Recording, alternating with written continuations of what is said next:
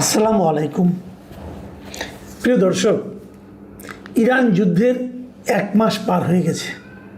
মানে 1 মাসেরও বেশি সময় ধরে ইরানে আক্রমণ চালাচ্ছে যুক্তরাষ্ট্র এবং ইসরায়েল, এবং এরই মধ্যে সারা দুনিয়া এই যুদ্ধের কারণে নানাভাবে ক্ষতিগ্রস্ত হচ্ছে। ক্ষতি কেবল ইরানেই হচ্ছে না, আশেপাশের দেশগুলোতে হচ্ছে, এবং এশিয়ার দেশগুলোতে বেশি হচ্ছে। আমরাও ক্ষতিগ্রস্ত হচ্ছি। আমাদের এখানে জ্বালানি তেলের জন্য পাম্পগুলোর সামনে বিশাল লাইন আপনারা দেখতে পাচ্ছেন, এবং এই লাইন কিন্তু এশিয়ার অনেক দেশেই হচ্ছে। যুক্তরাষ্ট্রেও তেলের দাম অনেক বেড়ে গেছে।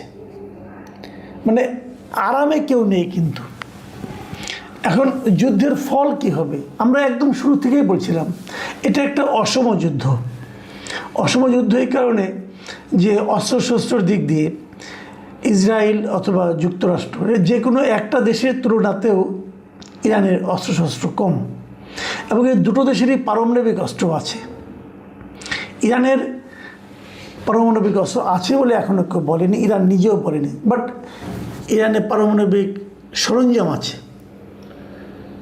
কাজে এই যুদ্ধে ইরানের জয়ের সম্ভাবনা কম, এটা যেমন ঠিক, তেমনি আরেকটা বিষয় হলো এই যুদ্ধে যুক্তরাষ্ট্র এবং ইসরায়েল মিলে ইরানকে হয়তো ধ্বংস করতে পারবে, ইরানের ক্ষতি করতে পারবে, কিন্তু ইরানকে জয় করতে পারবে এরকম সম্ভাবনাও কিন্তু যারা নাকি প্রকৃত রাষ্ট্রনায়ক যারা আছেন, রাষ্ট্রনীতি নিয়ে যারা কাজ করেন, সমরবিদ যারা আছেন, তারা কিন্তু সবাই বলেছেন যে ইরানকে জয় করা আসলে প্রায় অসম্ভব। জয় বলতে এটাই বোঝায় যে আপনি উপরে থেকে আকাশ থেকে এসে বোমা ফেললেন, 2-3টা বিল্ডিং ভেঙে গেল, ক্ষতি হলো, কিছু লোক মরল, এটা ক্ষয়ক্ষতি। কিন্তু জয়টা হবে তখন যখন নাকি আপনার সেনাবাহিনী যে দেশটাকে জয় করতে চান সেই দেশের মাটিতে আপনার সেনাবাহিনীর পা পড়বে। এটা হলো জয়ের ঘটনা। তো এখন এই জয়ের আশায় ট্রাম্প এরই মধ্যে প্রায় 3000 সৈন্য কিন্তু মধ্যপ্রাচ্যের দিকে পাঠাচ্ছে, এবং এটা একটা হাস্যকর প্রচেষ্টা। এই জন্য যে এই 3000 সৈন্যকে মোকাবেলা করার জন্য ইরানে প্রায় 10 লাখ সৈন্য আছে। তো এগুলো যা হোক নানা ধরনের কর্মকাণ্ড চলছে, এবং ট্রাম্প যুদ্ধের প্রথম দিন থেকে বলছে আমরা যুদ্ধে জিতে গেছি, এই জিতলাম বলে এই আজকেই দেখবেন কালকেই দেখবেন, এরকম করতে করতে কিন্তু ওনার আজকাল আর গত 1 মাস ধরেই আসছে না। এখন দেখলাম আজকে আবার যে ইসরায়েলের যিনি নেতানিয়াহু আছেন উনি বলতেছেন যে যুদ্ধের অর্ধেক জয় হয়ে গেছে, অর্ধেকেরও বেশি জয় হয়েছে। তার মানে অর্ধেকের বেশি জয় হওয়ার অর্থ কী? তার মানে আরও 1 মাস চলবে। যে যুদ্ধ নাকি ট্রাম্প শুরুতে ভেবেছিলেন যে 3 দিনের মধ্যে শেষ হয়ে যাবে, সেটা এখন 3 মাসেও শেষ হয় কিনা দেখেন। তো এগুলো নিয়ে হিসাব নিকাশও চলছে। অলরেডি ট্রাম্পের লোকজন যারা আছে তারা তো প্রায় প্রতিদিনই ব্রিফিং করেন, এবং ব্রিফিং করতে যে তারা অনেক কিছু বলছেন যে এটা খুব সহজ, আমরা প্রায় জিতে গেছি, ওদের অনেক যন্ত্রপাতি নষ্ট হয়ে গেছে। যেমন আপনার যুক্তরাষ্ট্রের জয়েন্ট চিফ অফ স্টাফ, এই যে চিফ অফ স্টাফের যে চেয়ারম্যান আছেন ড্যান কিং, তিনি একটা বিবৃতি দিয়েছেন কালকে যে গত 30 দিনে ইরানের 11,000-এর বেশি লক্ষ্যবস্তুতে হামলা চালানো হয়েছে, এবং নৌবাহিনীর 150টি জাহাজ ধ্বংস করে দেওয়া হয়েছে। তাহলে এখন ভাবেন, যদি একটা দেশের 11,000-এরও বেশি লক্ষ্যবস্তুতে হামলা চালানো হয়ে থাকে, এবং যদি সেই হামলা সফল হয়ে থাকে, তাহলে তো ওই দেশটার কিছু অবশিষ্ট থাকার কথা না। তাহলে ওই দেশটা পাল্টা আঘাত কীভাবে করছে? এগুলো বাগাড়ম্বর আছে, কোনো সন্দেহ নাই। এই যুক্তরাষ্ট্রের প্রতিরক্ষা মন্ত্রী যিনি আছেন তিনি আবার বলতেছেন যে ইরান উনিও গতকালকে দেখলাম ব্রিফিং করেছেন, এবং সে ব্রিফিং উনি বলতেছেন যে ইরান যদি ডোনাল্ড ট্রাম্পের সঙ্গে চুক্তিতে না আসে তাহলে যুক্তরাষ্ট্র সেখানে আরও জোরালো অভিযান চালাবে। তার মানে এগুলো হুমকির পর্যায়ে যেন আছে মনে হচ্ছে এইগুলি। এবং উনি আবার প্রেসিডেন্টের খুব প্রশংসা করছেন যে তার মধ্যে প্রেসিডেন্ট ডোনাল্ড ট্রাম্প এমন সব কাজ করছেন যা এর আগে অন্য কোনো প্রেসিডেন্ট করার সাহস দেখাননি। এই হলো গিয়ে ঘটনা। এখন মানে আমরা যদি হিসেব করি যে আসলে এখান থেকে যুক্তরাষ্ট্রের লাভটা কী হলো, এই যুদ্ধের যে 1 মাস পরে যদি আমরা হিসাব নিকাশ করতে বসি যুক্তরাষ্ট্রের লাভটা কী হয়েছে, এক হিসেবে দেখা গেছে তাদের প্রতিদিন প্রায় $2 বিলিয়ন এই যুদ্ধের কারণে $2 বিলিয়ন কিন্তু অস্ত্রশস্ত্রই তারা এখানে প্রয়োগ করেছে। এবং এরই মধ্যে আপনারা জানেন যে পেন্টাগন কিন্তু অলরেডি গভর্নমেন্টের কাছে আরও $200 বিলিয়ন চেয়েছে যে যুদ্ধের ব্যয়কে নির্বাহ করার জন্য। এবং এই যে বিপুল অর্থ ব্যয় হচ্ছে তার প্রতিক্রিয়া কিন্তু অভ্যন্তরীণভাবে যুক্তরাষ্ট্রে পড়েছে। 29 তারিখে বিশাল একটা সারা দেশে মানে বিশাল একটা ক্যাম্পেইন হয়েছে যে নো কিংস, একটা ক্যাম্প ওরা আগেও করেছিল একবার, এবার একটা আরও বিশাল। এবং সেই তার ভিডিও কিন্তু আমরা দেখতে পেয়েছি তারা ট্রাম্পের সমালোচনা কীভাবে করছে।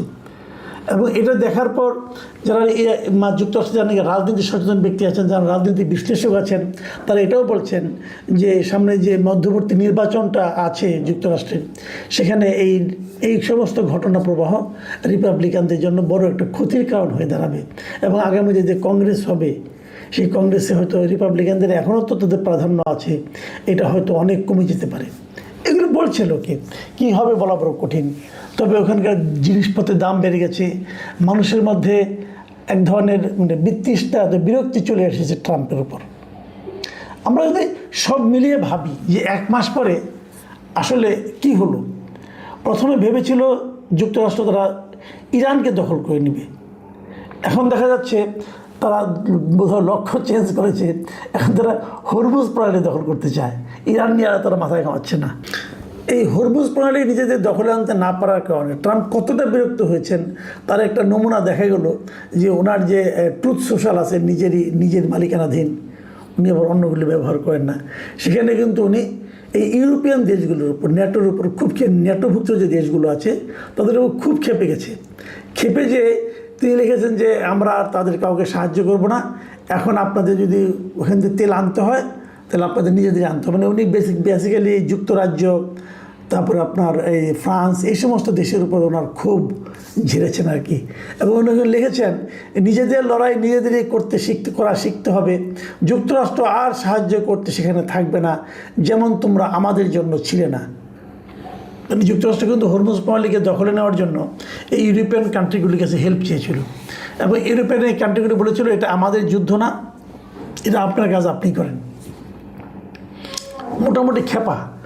এবং সেখানে উনি আবার নিচের দিকে উনি যে পোস্ট যেটা দিয়েছেন তো নিচের দিকে উনি লিখেছেন এই যে নিজেদের তেল নিজেরাই সংগ্রহ করুন, মানে যুক্তরাষ্ট্র তাদেরকে হেল্প করবে না। যাই হোক, এরকম হুমকি টুমকি দেওয়াতে ইউরোপিয়ান কান্ট্রিগুলো কতটুকু ব্যথিত হয়েছে অথবা আতঙ্কিত হয়েছে এটা বলা বড় কঠিন, কারণ তারা এটা নিয়ে কোনো পাত্তাই দেয়নি। বরঞ্চ আমেরিকা থেকে ইসরায়েলের দিকে একটা সামরিক সরঞ্জাম বোঝাই একটা বিমান, একাধিক বিমান যুক্তরাষ্ট্র পাঠাতে চেয়েছিল। সেই বিমানগুলো ফ্রান্সের আকাশের উপর দিয়ে যাবে এটা ফ্রান্স অনুমোদন করেনি। ফ্রান্স বলেছে যে অস্ত্রবাহী এই বিমানগুলো, এই প্লেনগুলো আমাদের আকাশের উপর দিয়ে যেতে পারবে না। এটাও কিন্তু ট্রাম্পের জন্য একটা মানে বড় ধরনের আঘাত, এবং ট্রাম্প অপমানিত বোধ করছেন। এবং ট্রাম্প বলেছেন যে এটা ফ্রান্স খুবই তাদের প্রতি অসহায়ক আচরণ করেছে। এবং তারপরে উনি পোস্টটা এমনভাবে শেষ লিখেছেন যে যুক্তরাষ্ট্র এটা মনে রাখবে। মানে মোটামুটি এলোমেলো আচরণ কিন্তু ট্রাম্প শুরু করেছে। এবং ট্রাম্প কিন্তু যাদের কাছ থেকে আগে বিনা বাক্য ব্যয়ে সমর্থন পেতেন তারাও কিন্তু ট্রাম্পকে এখন আর সমর্থন করছে না। এখন আমরা যদি 1 মাস পরে যে একটা হিসেব কষি যে কী ছিল আগের অবস্থা এবং কি হলো আগে, আপনারা জানেন এই যে হরমুজ প্রণালীকে নিয়ে এখন এত কথা বলা হচ্ছে, এই হরমুজ প্রণালী কিন্তু এই যুদ্ধ শুরুর আগে উন্মুক্ত ছিল, সবার জন্যই উন্মুক্ত ছিল, এটাকে কেউ নিয়ন্ত্রণ করতো না। এখন কি হচ্ছে, এখন এটাকে ইরান নিয়ন্ত্রণ করতেছে। বলা হচ্ছে ইরান নাকি এখান থেকে এখন টোল তুলবে, এবং যদি প্রতি ব্যারেলে যদি $1 করে টোল তারা নেওয়া শুরু করে তাহলে তো ইরানের এই যুদ্ধের খরচ উঠে যাবে এখনই, খুব একটা ক্ষতি ইরানের কিন্তু হবে না।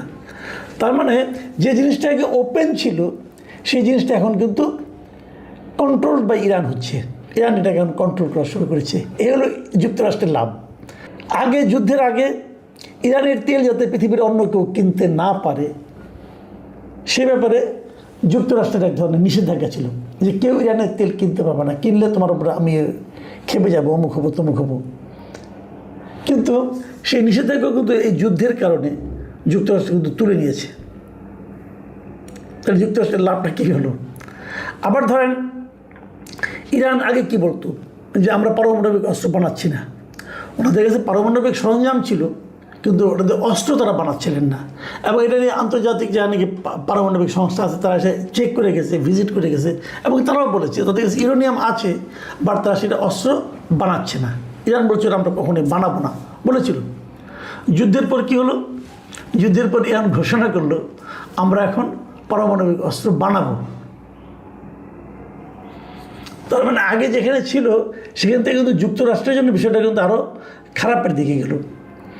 আপনারা জানেন যে এই মধ্যপ্রাচ্যের বিভিন্ন দেশে, কাতার, বাহরাইন, অথবা আপনার এই আরও যে গালফ যে কান্ট্রিগুলো, ইউএই, এগুলোতে যুক্তরাষ্ট্রের অনেক সামরিক স্থাপনা ছিল, বেজ ছিল। হ্যাঁ, এখানে রাডার সম্বলিত অনেক বেজ ছিল, অনেক বড় বড় অস্ত্র ছিল। এগুলো ছিল যুক্তরাষ্ট্রের একটা সম্পদ। সম্পদ এই অর্থে যে এগুলো দিয়ে কিন্তু তারা পুরো এলাকাটাকে মনিটরিং করতে পারতো, পুরো এলাকাটাকে উপর নিয়ন্ত্রণ প্রতিষ্ঠা করতে পারতো। এগুলো যুক্তরাষ্ট্রের সম্পদগুলো, সেই যে সম্পদগুলো, সেগুলো এখন যুক্তরাষ্ট্রের জন্য মাথা ব্যথার কারণ হয়ে দাঁড়িয়েছে।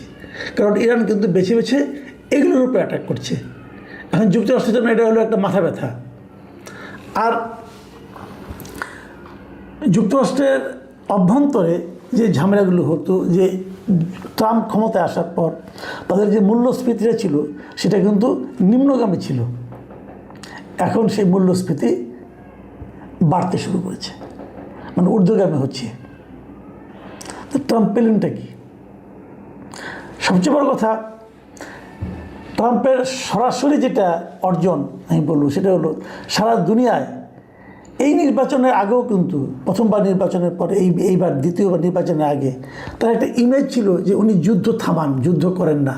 উনি নিজেও বলতেন, উনি নোবেল শান্তি পুরস্কারও চেয়েছিলেন এই জন্য যে উনি শান্তির জন্য অনেক কাজ করছেন, যুদ্ধ উনি থামান। কিন্তু তার সেই মানে আপনার যুদ্ধ বিরোধী যে ইমেজটা ছিল সেটা একেবারেই ধ্বংস হয়ে গেছে। এখন উনি যুক্তরাষ্ট্রের সবচেয়ে যুদ্ধবাজ প্রেসিডেন্ট হিসাবে অলরেডি খ্যাতি পেয়ে গেছেন।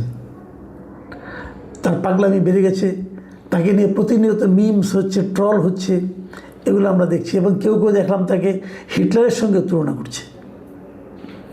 এখন সবশেষ প্রশ্ন হলো যে এরকম লেজে গোবরে অবস্থায় যুক্তরাষ্ট্রকে তাহলে যাদের জয়টাকে নিশ্চিত করার জন্য, অনেকে বলছেন এই ধরনের কথা বলছেন, এই জয়টাকে নিশ্চিত করার জন্য ট্রাম্প হয়তো বা ইরানে তার পারমাণবিক বোমাও কিন্তু ফেলতে পারে। এ ধরনের আশঙ্কা আদৌ আছে কি না যুক্তিগ্রাহ্যভাবে চিন্তা করলে থাকার কথা না। এই কারণে যদি ইরানে পারমাণবিক বোমা ফেলেন উনি, তাহলে তার প্রতিক্রিয়া কিন্তু এই সৌদি আরব অথবা ওমান এই সমস্ত দেশের উপরে কিন্তু পড়বে, এবং মধ্যপ্রাচ্যের অন্যান্য অনেক দেশের উপরে কিন্তু পড়বে। কারণ পারমাণবিক তেজস্ক্রিয়া যেটা আছে সেটা কিন্তু খালি এক জায়গায় সীমাবদ্ধ থাকে না, এটা কিন্তু ছড়িয়ে পড়ে। তো এই সমস্ত মিত্র দেশগুলো তারা সেটাকে মেনে নেবে কি না, এটা নিয়েও কিন্তু একটা ঝামেলা আছে। কিন্তু সেটা যে তারা করবে এই ধরনের সম্ভাবনা একটু কম। কিন্তু অনেকে মনে করছেন যুক্তরাষ্ট্র এমনও হতে পারে ইসরায়েলের মাধ্যমে এটা ফেলতে পারেন। এখন কি হবে এটা বলা বড় কঠিন। তবে যা কিছুই হোক না কেন, যুক্তরাষ্ট্র বলেন, ইরান বলেন, ইসরায়েল বলেন, এমনকি সারা দুনিয়া বলেন, এটা সবার জন্যই হবে খুবই নেতিবাচক এবং খুবই ভয়াবহ। তারপরেও কী হবে আমাদের দেখার জন্য আরও কিছুদিন অপেক্ষা করতে হবে। প্রিয় দর্শক, এখন এ পর্যন্তই।